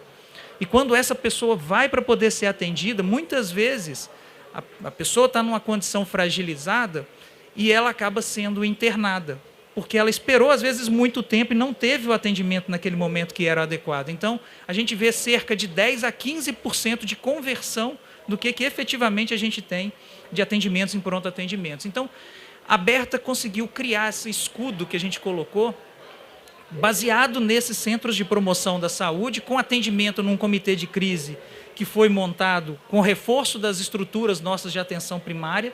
Nós trouxemos uma condição que é de one-stop shop. Então, se a pessoa foi lá, a gente tem que tentar dar o melhor serviço para poder fazer com que ela não saia daquele espaço. Então, nós trouxemos point of cares, que são aquelas avaliações e diagnósticos de beira de leito, né, para poder facilitar e ter o diagnóstico naquele momento, e com isso a gente conseguir fazer uma soroterapia, né, colocar aquela pessoa para poder ter um restabelecimento da sua condição de saúde, e conseguimos fazer quase 3.000 soroterapias. A gente fala que com isso a gente tira aí quase 450 pessoas de internações, numa população, né, de 15% de toda a população da ArcelorMittal foi afetada com dengue. É um impacto em absenteísmo, é um impacto em produtividade, é um impacto social, porque às vezes é o familiar que está impactado, e isso daí também tem um impacto na comunidade. Em Monlevade, especificamente, a gente teve quase 20% da população toda de Monlevade impactada pela dengue. Então, esse caso da gente ter montado essa estrutura One Stop Shop, com a agenda que a gente chamou de agenda aberta, a gente conseguiu, se a pessoa precisasse do atendimento, ela conseguia naquele mesmo dia. E com isso daí a gente reorganizou as nossas estruturas de saúde, e com um telemonitoramento ativo, a gente conseguiu fazer com que a gente não tivesse nenhuma fatalidade dentro de todos os nossos atendimentos, e que nós tivéssemos 93% de eficácia nas nossas respostas. Então, esse é um case interessante, que a gente conseguiu, dentro do nosso ecossistema, ter um grande ganho. E depois disso saímos com o processo de vacinação contra a dengue. Hoje a gente monitora e reforça ainda mais a parte da vacina contra a dengue, porque ela tem que ser feita com pelo menos 3 meses de antecedência para se ter algum tipo de efetividade para o ano seguinte. Então, é um trabalho que hoje a gente tem buscado e que isso daí também pode ser um exemplo aí para outras atividades, né? E chegando um pouco ao final aqui da apresentação, a gente continua acreditando que efetivamente a saúde ela precisa participar um pouco mais dessa agenda. Ela tem um impacto representativo não somente na visão direta, que a gente já viu que é 4,4%, né, de todas as emissões, mas ela tem um impacto indireto, porque tudo que a gente discute no final das contas está relacionado à vida, está relacionado à saúde, está relacionado a como que a pessoa vai estar apta a conseguir conduzir a sua vida no trabalho, na sociedade, ajudando aos outros. Então, a saúde é algo que não pode estar descolado disso. A gente entende também que esse é um papel que não vai ser único das empresas, não vai ser único do governo, não vai ser único das ONGs. A gente entende que isso tem que ter um papel que é articulado de todos os stakeholders para que isso funcione. E que essa descarbonização ela só vai ser eficiente se a gente conseguir entender que a descarbonização ela não é algo paralelo, que a parte de gestão de clima não é algo que é uma agenda separada da agenda das empresas e das pessoas. É uma agenda que ela efetivamente ela traz uma eficácia, né? Ou seja, quanto mais teleatendimento eu faço, mais eu tenho um processo otimizado, menos eu gero carbono e mais eu tenho uma sustentabilidade na área da saúde e com isso também a sustentabilidade climática. Então, essa agenda que a gente tem, ela tem que ser de eficiência de gestão, ela está diretamente relacionada ao que é a eficiência também de redução de CO2. E assim, dentro do que a gente vê, pela relevância que a indústria tem, e a gente tem conversado, né, Manuel, a pauta é uma pauta interessante, aquela proposta inicial dos 5 frentes, ela faz total sentido em que a indústria possa colaborar e efetivamente liderar esse processo dentro do Brasil. A Aberta Saúde, aqui representada, e eu agradeço o nome aqui da Aberta Saúde, tanto o meu presidente lá, o Ricardo Dupin, e também o Alexandre Barcelos, que é da ArcelorMittal, que viabilizaram essa vinda e que estão comprando essa agenda dentro da ArcelorMittal e dentro da Aberta Saúde. A gente está comprometido em ajudar nesse processo e comprometidos aí com o propósito inicial aí da ArcelorMittal, que é ter aços inteligentes para o mundo e para as pessoas e para o planeta. Então, era isso que eu queria trazer aqui nesse momento, agradecer mais uma vez a oportunidade e me colocar à disposição de todos para quaisquer coisas. Obrigado. Obrigado, Werner. Acho que foi interessantíssimo. Eu queria convidar a secretária para fechar nosso painel. Secretária, Jalipã, muito prazer. Eu acho que nós tivemos aqui um painel de representantes do setor privado, representação do setor privado como SESI.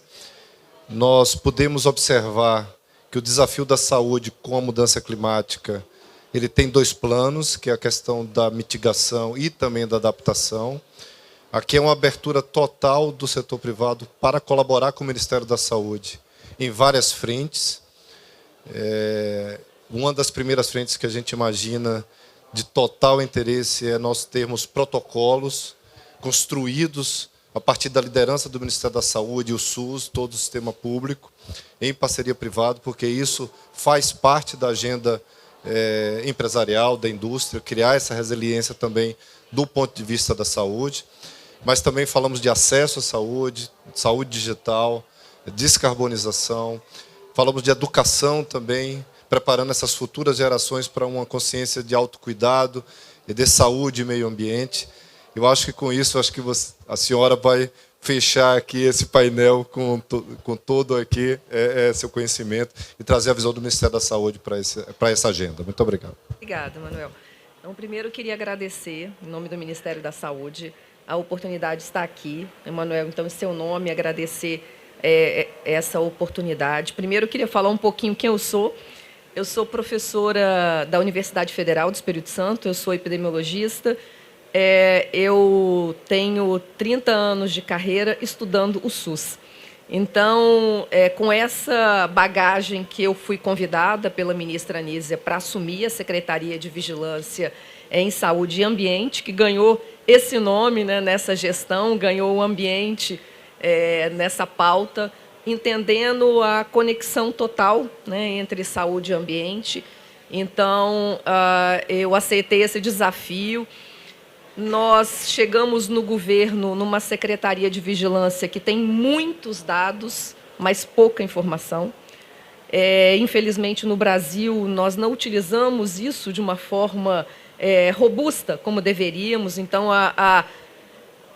o nosso desafio é enorme. E nós iniciamos uma conversa muito, eu diria assim, profícua com o SESI, para que a gente possa fazer a interoperabilidade dos nossos dados, né? Então, o SESI, vamos dizer, a nossa porta de entrada, né, para a indústria, e por isso eu fiz questão, eu até me justifico, eu estava em outro painel discutindo com o Reino Unido, né, algumas colaborações, e eu não consegui ouvir todos os colegas aqui, mas eu quero dizer assim, da nossa absoluta disposição em trabalhar em conjunto com a indústria, entendendo que não é possível haver separação, né, entre o público e o privado. Nós respondemos, né, o Sistema Único de Saúde no Brasil, o maior sistema público de saúde do mundo. Todos nós, no Brasil, utilizamos o Sistema Único de Saúde e, como o Werner falou, nós, 20% também utiliza o sistema privado. Então, a gente tem 100% da população utilizando o sistema público e 20% também compartilhando o sistema privado. Nós estamos agora numa grande negociação, né, pela Organização Mundial de Saúde do nosso Tratado de Pandemias. Nós vimos o que a Covid-19 fez, principalmente em relação à vida das pessoas, mas na economia do planeta. Então, nós temos uma missão, né, como comunidade planetária, de estarmos mais preparados numa próxima. E uma questão que é fundamental para nós é termos a ligação, né, com os dados da indústria. Como vocês mostraram aqui, há várias iniciativas, e vocês fazem isso muito bem. Nós temos espalhados no Brasil, e eu vou me concentrar um pouquinho na parte de saúde do trabalhador. Nós temos na nossa secretaria, né, Secretaria de Vigilância em Saúde e Ambiente, uma diretoria que é o Departamento de Saúde Ambiental e Saúde do Trabalhador. A diretora Agnes está aqui me acompanhando, inclusive. E eles são interligados porque há uma razão para isso, né? Nós temos uma ligação intrínseca entre tudo que acontece no ambiente e a saúde do trabalhador. Nós chegamos no governo, havia uma desestruturação muito grande desse departamento especificamente. Enfim, vocês acompanharam que a Terra era plana, né? Então, assim, a gente teve uma desestruturação grande ali na parte de saúde ambiental. Então, nós estamos, nesses 2 anos, reestruturamos tudo isso e nós temos 232, salvo engano, que a gente aumentou agora, centros de referência em saúde do trabalhador espalhados nas regiões. Qual é o nosso plano que a gente está conversando com o SESI? É que esses centros de referência eles sejam polos para a integração dessas informações, né, com a indústria. A gente vai ter que competir aqui com os colegas ali. É uma missão complexa. Então, nós temos conversado nisso, principalmente agora, pegamos 2 pontos principais, a vacinação e a dengue. A epidemia de arbovirose, que a gente também está esperando que nesse próximo ano a gente vai ter também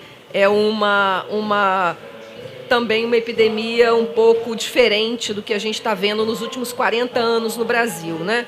Nós temos a circulação dos 4 sorotipos ao mesmo tempo, que não é comum também, então a gente está vendo muita mudança por conta das mudanças climáticas. E algo importante que eu queria ressaltar em relação aos dados da indústria é que, vou pegar um sinal, né? A febre. Você tem ali a febre como... E a gente só tem no sistema de informação do Ministério da Saúde aquelas doenças de notificação compulsória. Para você fechar um diagnóstico, às vezes demora 4, 5, 6 dias. Mas se eu pegar o sinalizador febre, eu consigo saber o que está acontecendo em algum lugar. Então, pelo padrão, eu consigo entender que tem um aumento em alguma região e isso pode ser um sinalizador para uma ação mais precoce, uma resposta precoce. Então, um exemplo aqui para a gente entender como é importante nós compartilharmos informação. Porque se nós temos um alerta precoce, a gente age precocemente. Se a gente espera até que o sistema notifique que naquele local a gente tem tantos diagnósticos de dengue, tantos diagnósticos de Covid ou outra doença que exige atestado, que vai fazer um afastamento, que tem impactos, né, além, né, de toda a saúde, impactos também econômicos, nós demoramos muito para responder. Então, é muito importante que nós possamos trabalhar juntos e essa é a ação fundamental, né, por eu estar aqui representando o Ministério da Saúde, em nome da nossa ministra, porque essa é uma agenda estratégica. Nós queremos trabalhar em conjunto, porque trabalhar em conjunto significa melhorar a saúde da população brasileira e esse é o nosso papel e essa é a nossa função.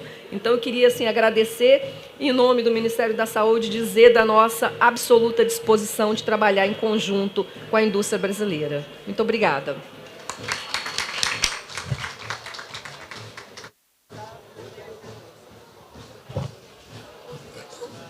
Pessoal, nós temos ainda 8 minutos, Ana. Bem, está aberto aqui a perguntas. Algum comentário aqui também dos painelistas? Temos 8 minutinhos aqui, a gente pode... Os painelistas, se quiserem, consideração. Fazer uma consideração, acho que importante, acho que a conexão de tudo que foi apresentado aqui, né? E aquela certeza de que eu acho que a gente está num caminho certo de não fazer tudo sozinho, né? De unir esforços públicos, privados, né? De trabalhar, eu acho que a gente tem uma tarefa gigantesca de preparar uma geração mais consciente que nós, né?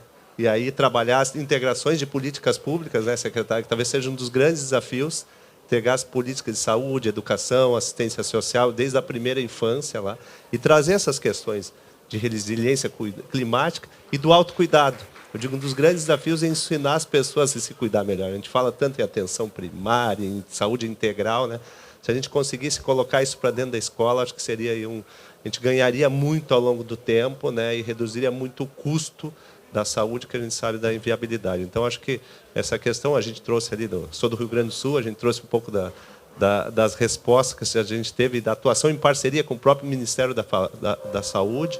Né? O Proença esteve com a gente lá, né, articulando muitas ações, com a Secretaria de Estado da Saúde também, e a gente vê que é possível trabalhar juntos, né, para que a gente possa ter, ao longo do tempo, maior resiliência também de todo esse processo. Então, agradeço a oportunidade, eu só vou dizer que vai acabar e eu vou sair correndo, porque senão eu vou perder meu voo, só para dizer que eu não vou nem me despedir direito aqui, né? Já agradecendo a Emanuel, agradecendo a todos aí, Werner, a todos aí que a gente esteve junto, é muito bom aí, um aprendizado gigantesco, é uma satisfação. Obrigado. Ângela, quer falar? Não, eu acho que eu gosto muito dessa mensagem da gente cada vez se unir mais, né? E para mim, essa pauta da responsabilidade de o que a gente precisa fazer até 2030, a gente está atrasado, não temos tempo, né? E a gente precisa da união de todos os setores da indústria nesse processo de descarbonização, para ver se a gente consegue ter menos crises, né? Porque quanto mais a gente atrasa o plano de transição climática, a única certeza que a gente tem é que a frequência e a forma aguda com que vem ocorrendo, ela só vai piorar, né? E nos momentos de crise, e não crise, né? Porque a transição climática também ela só ocorre na união de todo mundo. Então, acredito muito nessa parceria público-privado, instituições, ONGs e sociedade civil. Obrigado. Vera. Agradecer mais uma vez. Queria reforçar que eu hoje também faço parte da Unidas, que congrega as autogestões em saúde, um modelo hoje que efetivamente olha para a pessoa, né? Porque grande parte das entidades são entidades sem finalidade lucrativa e que a gente tem total disposição para poder também trabalhar em conjunto, como Unidas, como entidade, para poder construir alguma agenda que seja proativa, que seja, vamos colocar, preventiva nessa questão. E a gente tem também algumas experiências que também, hoje, a própria Aberta é um centro avançado de vacinação do SUS. E que isso daí é uma parceria que tem colhido muitos frutos. Então, agradecer mais uma vez, Emanuel, colocar que nós estamos à disposição para poder trabalhar em conjunto.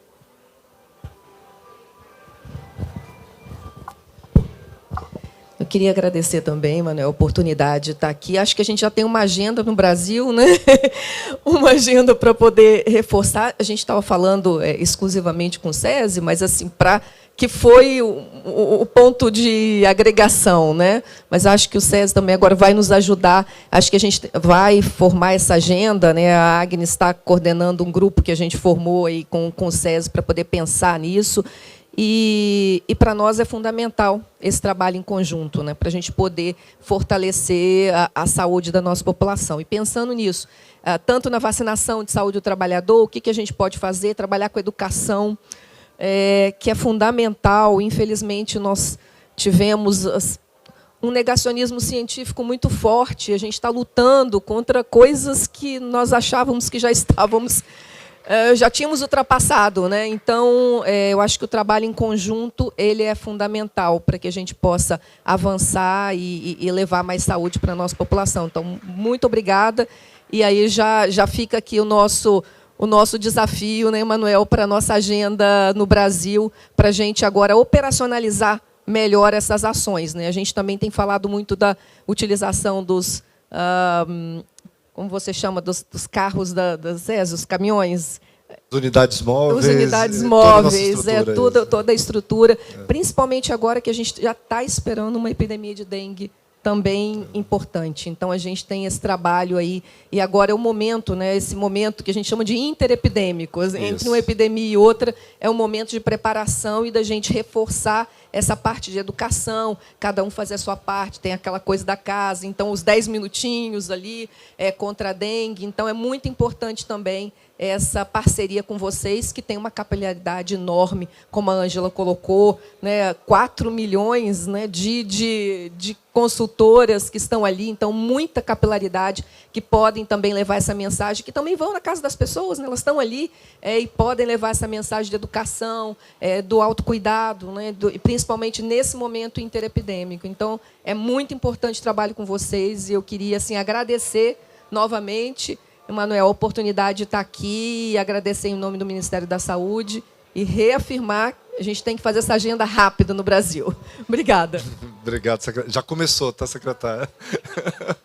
Pessoal, muito obrigado aí a presença de todos, quem está na transmissão também. Eu acho que dá uma partida sobre uma agenda agora de saúde bem estruturada. Muito obrigado a todo mundo, bom retorno e nos vemos. Obrigado.